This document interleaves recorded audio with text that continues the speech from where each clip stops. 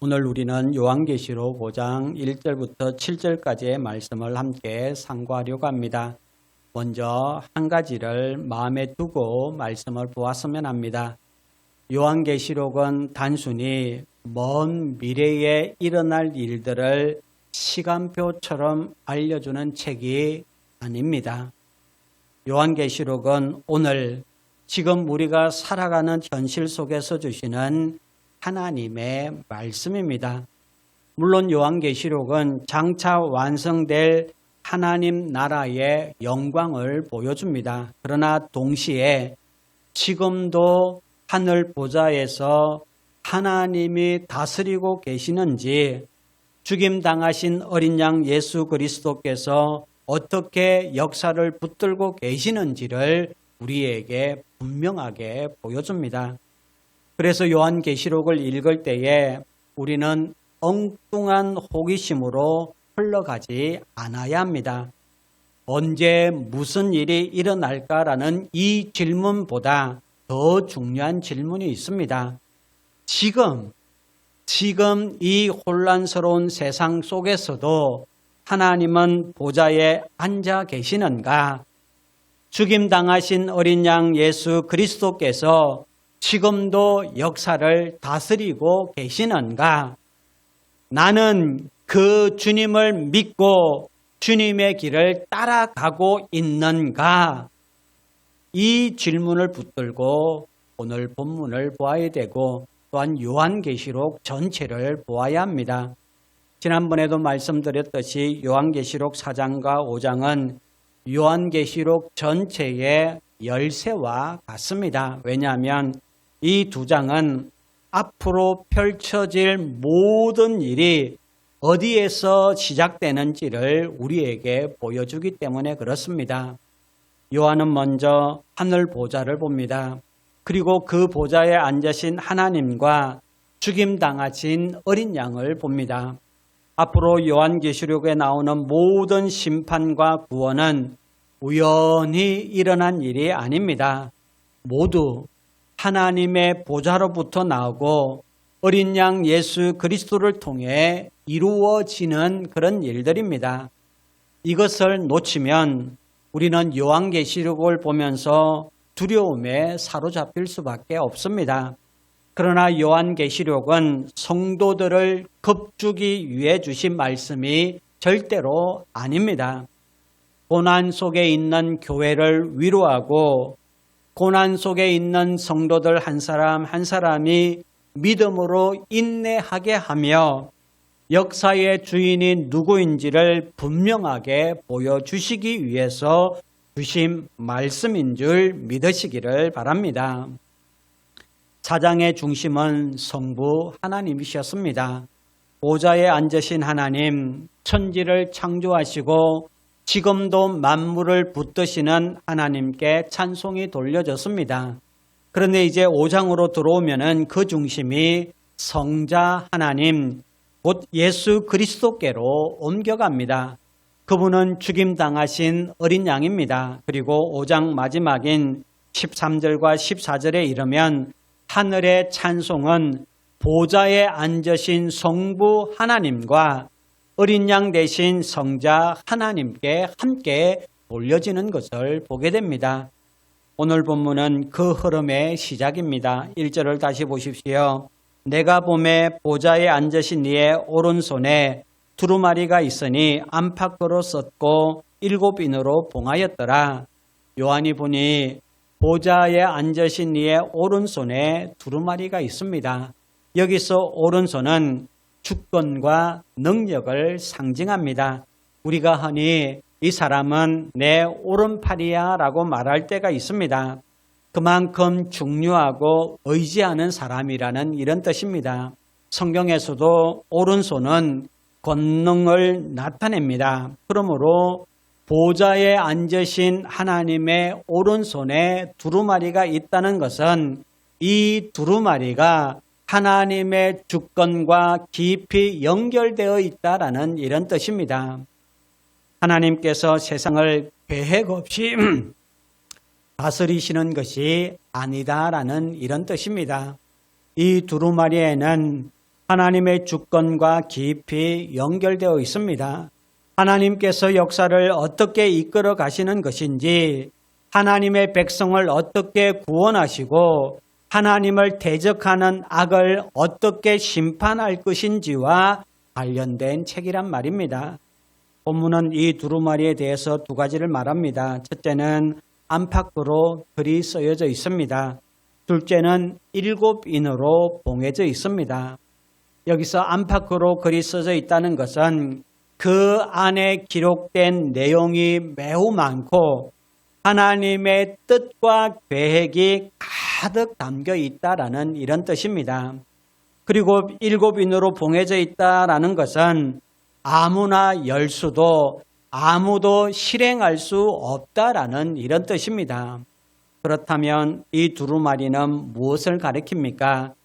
요한계시록 6장부터 이어지는 내용을 보면은 이 두루마리가 열리면서 하나님의 심판과 구원의 역사가 펼쳐집니다. 그러므로 이 두루마리는 하나님께서 작정하신 구원과 심판의 계획, 곧 역사를 향한 하나님의 뜻을 담고 있는 책이라고 볼 수 있습니다. 그런데 많은 사람들이 하나님께서 작정하신 구원에는 관심을 갖지 않고 하나님께서 작정하신 심판의 계획에만 초점을 맞추는 경향이 있습니다. 아닙니다. 하나님께서 작정하신 구원과 심판의 계획을 연합합니다. 역사를 향한 하나님의 뜻을 담고 있는 책이라고 볼 수 있습니다. 하나님은 계획 없이 일하시는 분이 아닙니다. 하나님은 자기 뜻대로 모든 일을 작정하시고 그 작정하신 뜻대로 모든 일을 이루시는 분입니다. 에베소서 1장 11절은 이렇게 말씀합니다. 모든 일을 그의 뜻의 결정대로 일하시는 이의 계획을 따라 우리가 예정을 입어 그 안에서 기업이 되었으니, 보셨습니까? 하나님은 모든 일을 그의 뜻의 결정대로 행하십니다. 결정만 하시는 분이 아니라 그 뜻대로 일하시는 분입니다. 이 사실은 성도에게 큰 위로인 줄 믿으시기를 바랍니다. 세상은 불안합니다. 사람은 내일 일을 장담할 수가 없습니다. 건강도, 경제도, 가정도, 이 국제사회 질서도 한순간에 흔들릴 수 있습니다. 우리는 코로나19를 지나오면서 인간의 능력이 얼마나 제한적인지를 경험했습니다. 아무리 지식이 많아도 아무리 권세가 있어도 인간은 모든 것을 통제할 수가 없습니다. 그러나 하나님은 통제력을 잃지 않습니다. 하나님은 보좌에 앉아 계시고 하나님의 오른손에는 두루마리가 있습니다. 역사는 우연히 흘러가는 것이 아닙니다. 하나님께서 작정하신 뜻 안에서 움직여지고 있습니다. 물론 우리는 하나님의 그 뜻을 다 알 수도 없고 이해하지 못합니다. 우리는 고난의 이유를 지금 당장 다 이해할 수 없습니다. 그러나 한 가지는 분명합니다. 하나님께서 지금도 붙들고 계신다라는 것입니다. 하나님의 뜻은 결코 취소되지 않습니다. 아니, 하나님의 그 계획은 실패하지 않습니다. 두루마리가 7인으로 봉해졌다는 것은 단지 누가 열어볼 수 없다는 뜻만이 아닙니다. 하나님의 작정은 누구도 바꿀 수 없고 취소할 수 없고 무효화할 수 없다라는 이런 뜻입니다. 성도 여러분, 기억하십시오. 하나님이 정하신 구원은 반드시 이루어집니다. 하나님이 정하신 심판도 반드시 이루어집니다. 하나님이 정하신 하나님 나라의 완성도 반드시 이루어집니다. 그런데 문제가 생깁니다. 2절과 3절을 보십시오. 힘있는 천사가 큰 음성으로 외칩니다. 누가 그 두루마리를 펴며 거인을 떼기에 합당하냐? 이 질문은 단순히 누가 이 책을 열어볼 수 있느냐라는 말이 아닙니다. 이 질문은 훨씬 더 깊은 의미를 담고 있습니다. 누가 하나님의 작정하신 계획을 실행할 수 있느냐? 누가 하나님의 계획과 심판의 역사를 이루기에 합당하냐? 누가 열쇠를 쥐고 하나님의 뜻을 성취할 수 있느냐? 이런 뜻입니다. 그런데 아무도 없습니다. 온 우주 어디에도 그 두루마리를 펴거나 볼 자가 없습니다. 하늘에는 천사들이 있습니다. 보좌 주위에 네 생물과 24장로도 있습니다. 그러나 그들에게도 이 권세는 없습니다. 하나님은 그들에게 두루마기를 맡기지 않으셨다는 말입니다. 그들도 하나님의 뜻을 섬기는 피조물일 뿐입니다. 또 땅 위에도 없습니다.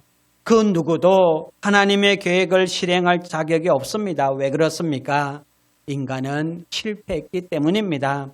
원래 하나님께서는 사람에게 세상을 다스리는 영광스러운 사명을 맡기셨습니다. 그러나 하나님을 대신하여 세상을 다스려야 할 인간이 오히려 하나님을 거역했습니다. 그러므로 인간 안에는 이 두루마리를 열 자격을 가진 사람이 없습니다. 우리는 하나님의 뜻을 이루는 존재가 아니라 하나님의 뜻을 거스르는 존재입니다. 우리는 역사를 구원할 수 있는 존재가 아니라 우리 자신, 나 자신도 구원받아야 할 그런 존재란 말입니다. 그래서 3절에는 깊은 침묵이 흐릅니다. 우주적인 침묵이고 절망의 침묵입니다. 그때 그 침묵을 깨뜨리는 소리가 들립니다. 요한의 울음입니다.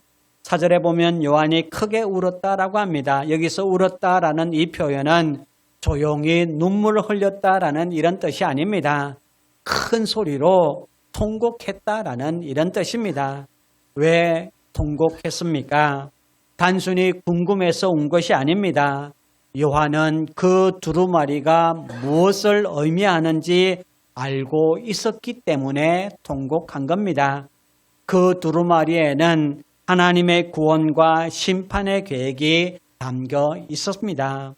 두루마리의 인이 떼지고 펼쳐질 때에 하나님의 백성을 구원하시고 하나님을 대적하는 악을 심판하시며 하나님 나라를 완성하시는 그 뜻이 역사 속에서 이루어지는 것을 요한은 알았던 겁니다. 그런데 그 두루마리를 열 자가 없는 것은 무엇을 뜻합니까? 하나님의 뜻이 역사 속에서 이루어질 길이 보이지 않았다는 겁니다.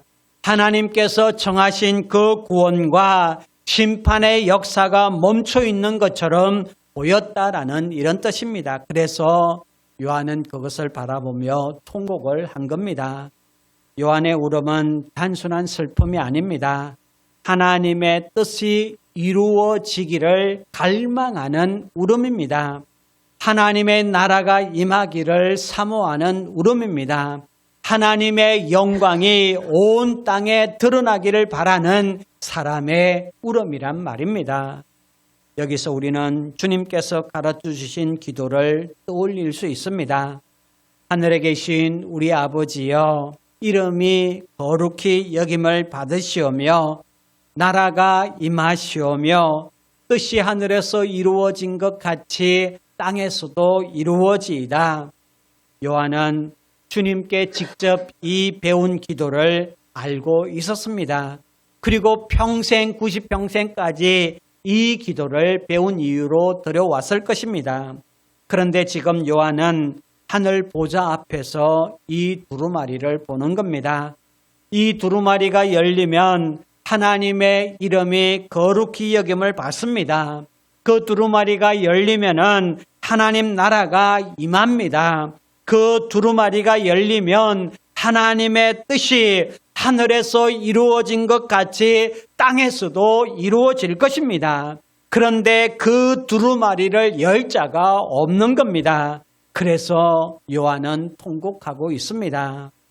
여기서 우리는 자신에게 스스로에게 질문해야 합니다. 성도 여러분, 우리에게도 이런 갈망이 있습니까? 우리는 주기도문을 다 알고 있습니다. 교회에 오래 다닌 사람 중에 주기도문을 모르는 사람은 거의 없습니다. 그런데 정말로 우리는 하나님의 이름이 거룩히 여김을 받는 것이 나의 가장 깊은 소원입니까? 정말로 하나님의 나라가 임하는 것이 나의 가장 깊은 갈망입니까? 정말로 하나님의 뜻이 이루어지는 것이 내가 원하는 것입니까? 혹시 내 뜻이 이루어지기를 더 원하고 있지는 않습니까? 내가 원하는 대로 일이 풀리는 것을 더 간절히 구하고 있지 않느냐 말입니다. 우리는 예배당에 와서 하나님의 뜻이 이루어지기를 기도하지만은 실제 삶에서는 내 뜻이 이루어지지 않아 분노할 때가 많습니다. 하나님 나라를 말하지만 실제로는 내 작은 왕국을 지키기 위해서 애쓸 때가 많습니다. 입을 열면은 하나님의 영광은 말하지만 실제로 내 이름이 인정받는 것을 더 원할 때가 많습니다. 그래서 요한의 울음은 나 자신을 찌르고 있는 겁니다. 너에게도 하나님의 뜻이 이루어지지 않을까 봐 우는 마음이 있느냐? 너에게도 하나님 나라를 향한 갈망이 있느냐? 너에게도 하나님의 계획이 이 땅에 실현되기를 바라는 그 간절함이 있느냐? 이 물음에 여러분은 어떻게 대답하시겠습니까? 신앙은 단지 바른 내용을 아는 것이 전부가 아닙니다. 바른 교리를 설명할 수 있는 것이 전부가 아니란 말입니다. 그 진리가 내 갈망이 되어야 하는 겁니다. 주기도문이 단지 내 입술에서 고백되어지는 문장이 아니라 내 영혼의 탄식이 되어야 한단 말입니다. 요한이 울고 있을 때 24장로 가운데 한 장로가 요한에게 말합니다. 5절입니다. 5절을 다시 한 목소리로 읽어보도록 하겠습니다. 장로 중에 한 사람이 내게 말하되 울지 말라. 유대 지파의 사자 다윗의 뿌리가 이겼으니 그 두루마리와 그 7인을 떼시리라 하더라. 여기서 울지 말라. 이 말은 단순한 위로가 아닙니다. 이유 있는 위로입니다. 왜 울지 말라고 하는 겁니까? 유대 지파의 사자 다윗의 뿌리가 이겼기 때문입니다. 유다 지파의 사자라는 이 표현은 창세기 49장에서 야곱이 유다를 축복하며 예언한 말씀과 연결되어 있습니다. 야곱은 유다를 사자에 비유했습니다. 사자는 왕의 이미지이고 강력한 통치자의 이미지입니다. 당할 자가 없는 승리자의 이미지입니다. 그리고 다윗의 뿌리라는 이 표현은 이사야 11장의 말씀과 연결됩니다. 이새의 줄기에서 한 싹이 나고 그 뿌리에서 한 가지가 나서 결실할 것이다 라고 했습니다. 이새는 다윗의 아버지입니다. 그러므로 다윗의 뿌리는 다윗의 자손으로 오실 메시아를 가리킵니다. 그러니까 장로는 이렇게 말하는 겁니다. 요한아, 울지 말라. 하나님의 계획은 실패하지 않는다. 두루마리는 다친 채로 남아있지 않다. 유다 지파의 사자 다윗의 뿌리이신 메시아가 이기셨다. 그분이 이 두루마리를 펴고 그 7인을 떼실 것이다. 이렇게 이야기하는 겁니다. 드디어 해답이 주어졌습니다. 그런데 놀라운 장면이 이어집니다. 장로는 유대지파가 이겼다라고 말했습니다. 그러면 우리는 자연스럽게 강력하고 위험 있는 왕의 모습을 떠올립니다. 원수들을 단번에 굴복시키는 압도적인 승리자의 모습을 생각하게 됩니다. 그런데 6절을 보면은 요한이 본 것은 사자가 아닙니다. 무엇입니까? 죽임당하신 어린 양입니다. 이것이 요한계시록 5장의 가장 중요한 장면입니다. 왜 장로는 사자가 이겼다고 말했는데 요한은 죽임당한 어린 양을 본 겁니까? 여기에 복음의 역설, 성경 최고의 역설이 있습니다. 원수를 이긴 자는 죽임당한 어린 양입니다. 예수 그리스도는 유대지파의 사자는 분명합니다. 왕 중의 왕이십니다. 모두 원수를 이깁니다. 그러나 그분은 세상의 왕들처럼 이기지 않으셨습니다. 힘으로 누르고 칼로 정복하고 폭력으로 지배하는 방식으로 이기시지 않으셨단 말입니다. 주님은 고난을 당하심으로 이기셨습니다. 십자가에 못 박히심으로 이기셨습니다. 그래서 요한은 사자가 이기셨다라고 들었지만은 어린 양을 본 겁니다. 이 어린 양은 구약의 두 가지 이미지를 떠올리게 합니다. 첫째는 무엇입니까? 무엇이 떠오릅니까? 6월절 어린 양입니다. 출애굽기 12장에서 이스라엘 백성들은 애굽을 떠나기 전날 밤 어린 양을 잡아 그 피를 문 좌우 설주와 임방에 발랐습니다. 그 밤에 멸하는 자가 애굽 전역을 지나갔지만 피가 발라진 집은 넘어갔습니다. 하나님께서 보여주신 것은 그 집 사람들의 선함이나 도덕적인 수준이 아니었습니다. 바로 어린 양의 피였습니다. 그 피로 말미암아 심판이 넘어갔습니다. 예수님은 바로 그 6월절 어린 양이십니다.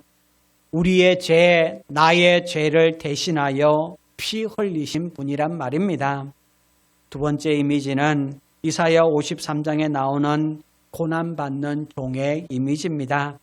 이사야는 그분을 도수장으로 끌려가는 어린 양으로 묘사합니다. 그는 곤욕을 당하여도 입을 열지 않았고 털 깎는 자 앞에서 잠잠한 양처럼 잠잠했다라고 합니다. 예수님께서 십자가에서 보여주신 모습이 바로 이러했습니다. 주님은 억지로 끌려가신 것이 아닙니다. 스스로 십자가를 향해 걸어가셨습니다. 죄와 죽음과 마귀의 권세가 집약된 그 자리로 나아가셨단 말입니다. 6월절 어린 양처럼 피를 흘리셨고 고난받는 종처럼 잠잠히 자신을 나를 위해 우리를 위해 내어주셨습니다.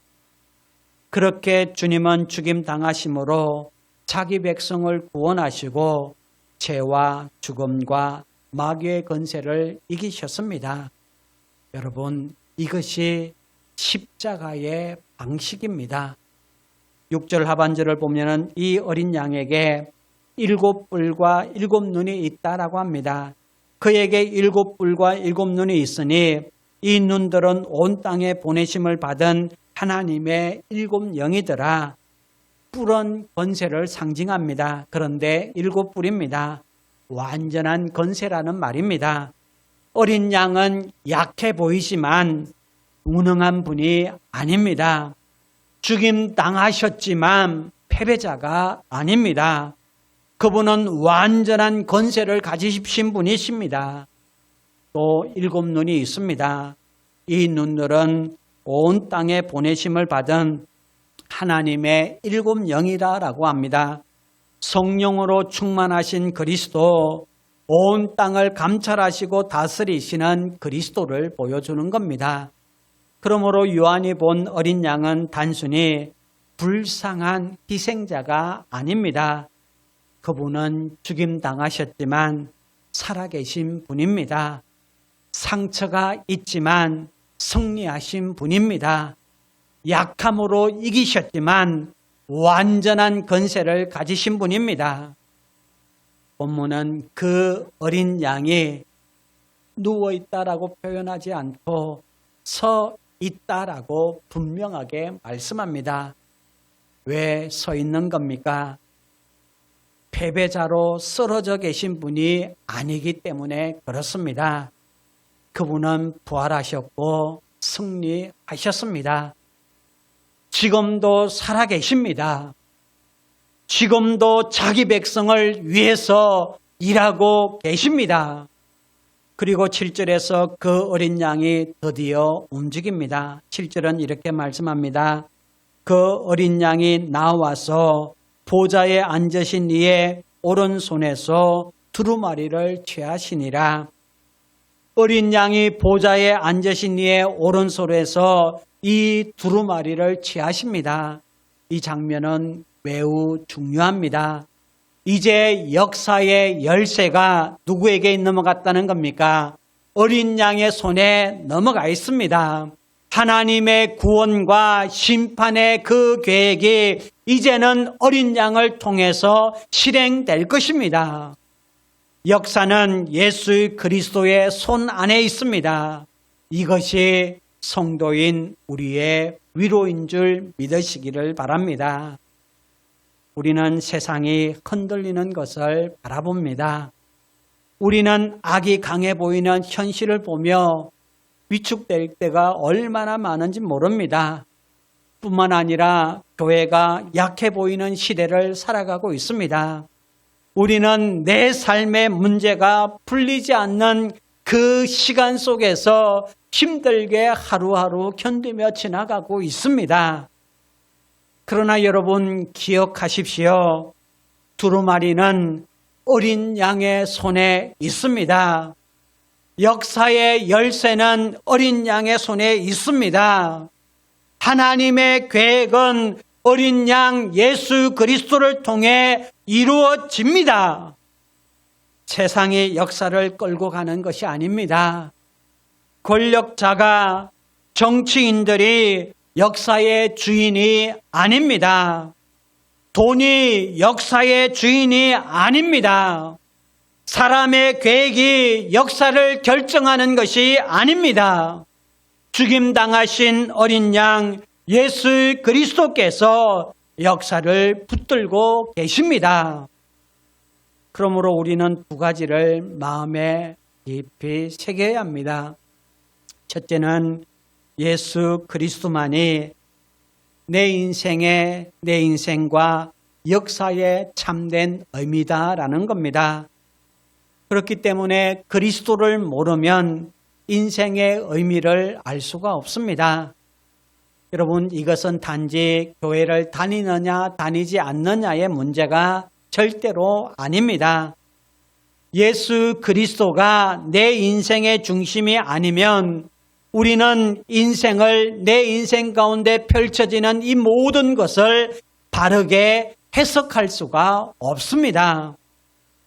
내 인생 가운데 경험하는 성공도 실패도 고난도 죽음도 바르게 해석할 수가 없습니다.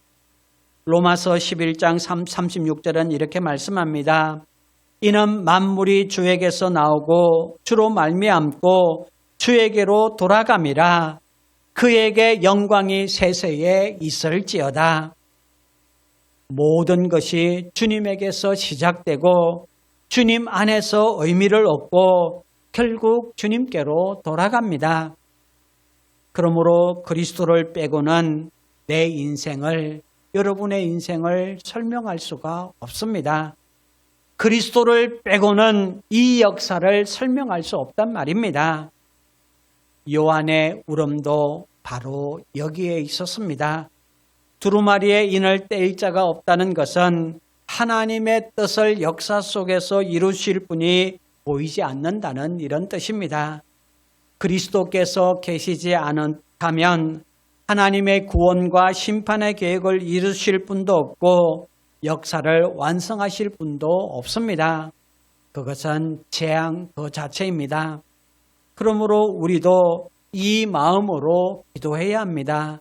주님, 예수님이 내 삶의 주인이 아니면 안 됩니다.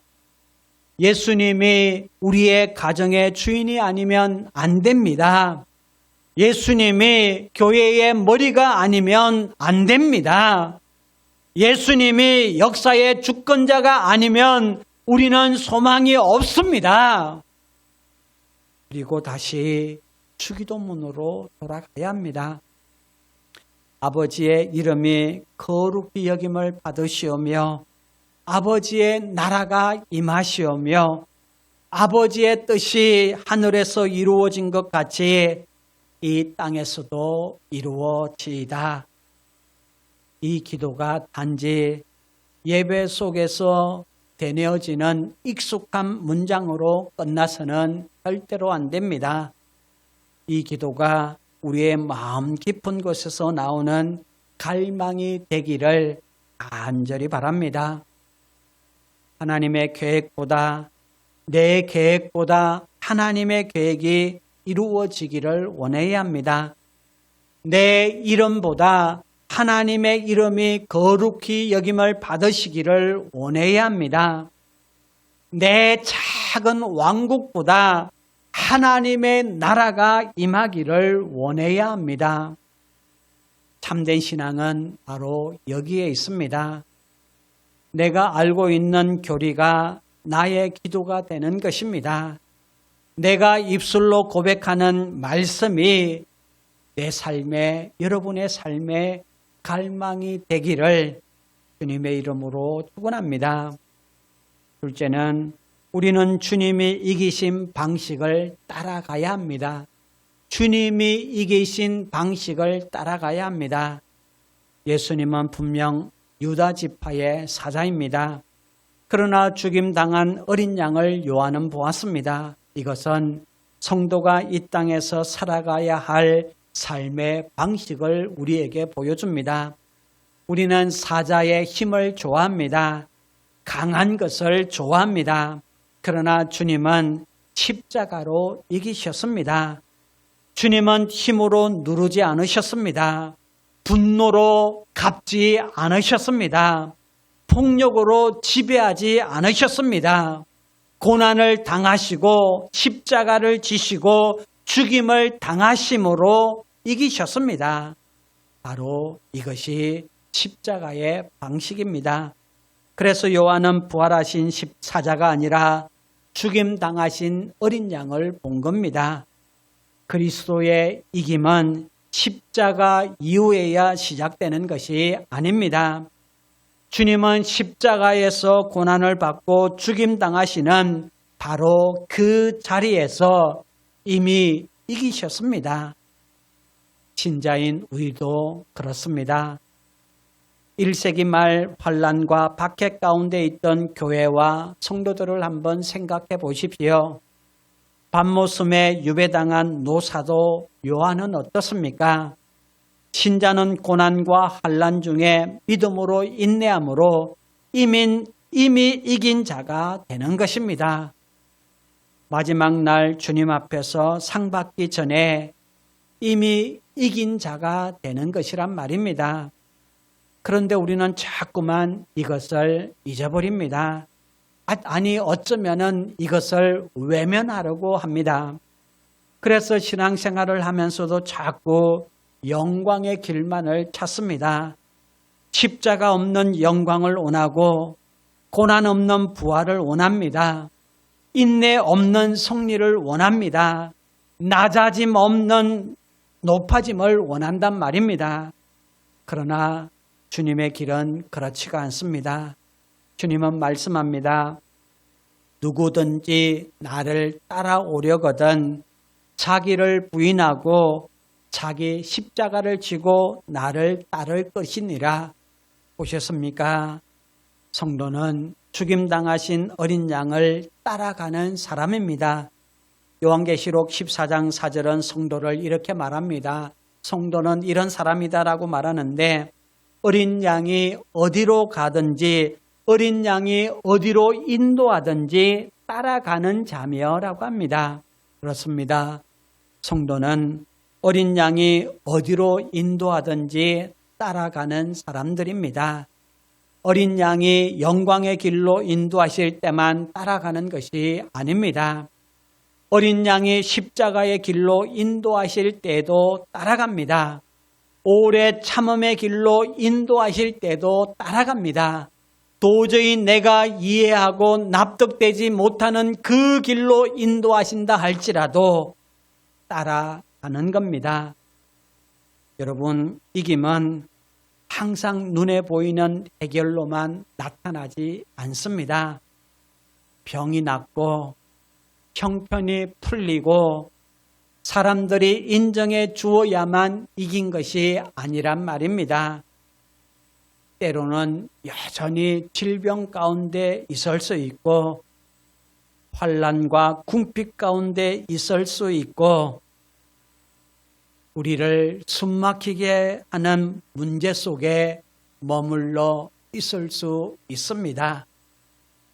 그 길이 너무너무 힘든 것이 사실입니다.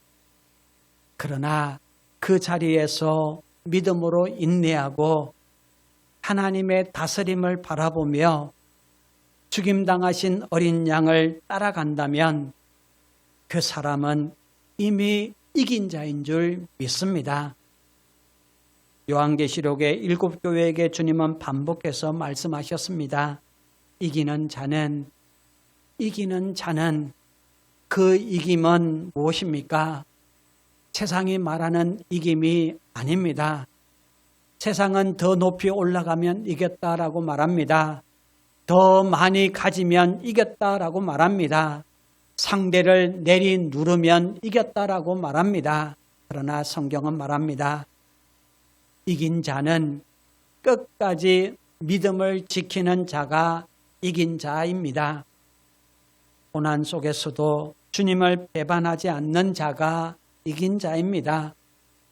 손해를 보더라도 끝까지 진리를 붙드는 자가 이긴 자입니다. 억울함 속에서도 하나님께 그 모든 것을 맡기고 진실하게 걷는 자가 이긴 자인 줄 믿으시기를 바랍니다. 오늘날 우리도 조심해야 합니다. 교회도 성도도 숫자를 의지하고 크기를 의지하고 물질을 의지하고 영향력을 의지하려고만 합니다. 물론 하나님께서 주신 자원은 선하게 사용해야 합니다. 그러나 그것은 우리의 신뢰가 되어서는 절대로 안 됩니다. 교회가 십자가의 길을 잃어버리고 힘의 방식으로 세상을 이기려고 한다면 그것은 이미 주님의 길에서 멀어진 것입니다. 죽임을 당하신 어린 양으로 주님은 이기셨습니다. 그렇다면 오늘 우리는 스스로에게 질문해야 합니다.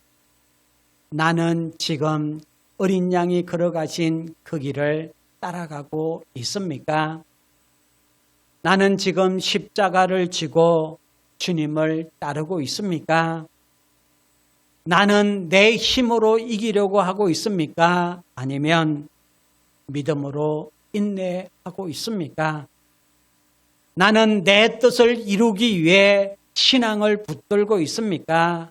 아니면 하나님의 뜻이 이루어지기를 갈망하고 있습니까? 이 질문 앞에서 여러분은 어떻게 대답할 수 있겠습니까? 사랑하는 성도 여러분, 어린 양이 두루마리를 취하셨습니다. 이 말씀이 오늘 우리에게 주는 위로는 분명합니다. 역사는 닫혀있지 않습니다. 하나님의 계획은 멈춰있지 않습니다. 고난이 마지막 결론이 결코 아닙니다. 죽음이 마지막 권세가 아닙니다. 두루마리는 어린 양의 손에 있습니다. 죽임당하신 어린 양 예수 그리스도께서 하나님의 구원과 심판을 이루십니다. 그분이 역사의 열쇠를 쥐고 계십니다. 그분이 자기 백성을 끝까지 구원하십니다.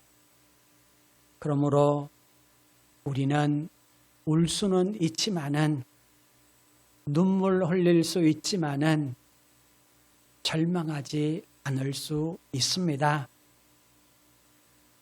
오늘 힘들게 고난을 겪을 수 있지만 믿음은 버리지 않을 수 있습니다. 현실이 답답해도 바로 그 순간 어린 양을 바라볼 수 있습니다. 요한은 울었습니다.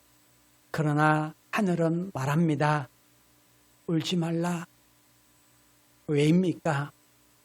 유대지파의 사자 다윗의 뿌리가 이기셨기 때문입니다.